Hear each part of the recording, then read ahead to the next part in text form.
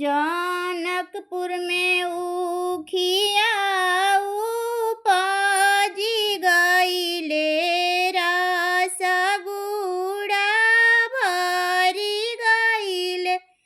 जनकपुर में उखिया उपजी गइले, रस गुड़ा भरी गइले।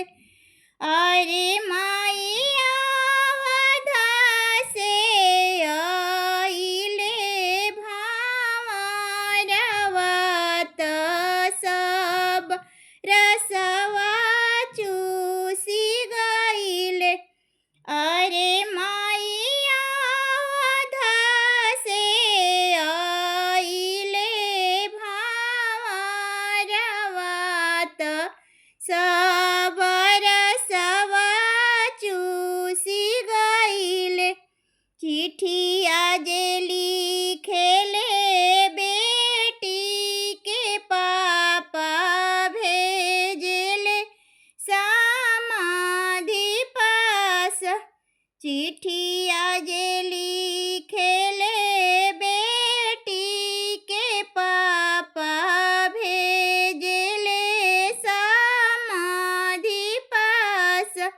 अरे समधी मारी जीना अपना, भावरवा त सब रसवा चूसी गइले।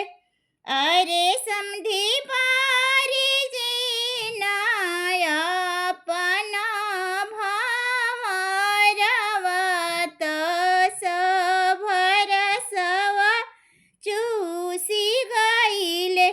चिट्ठिया जे लिखेले बेटा के पापा भेजले समाधि के पास।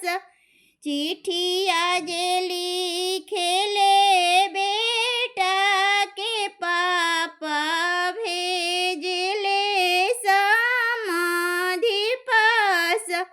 अरे समधी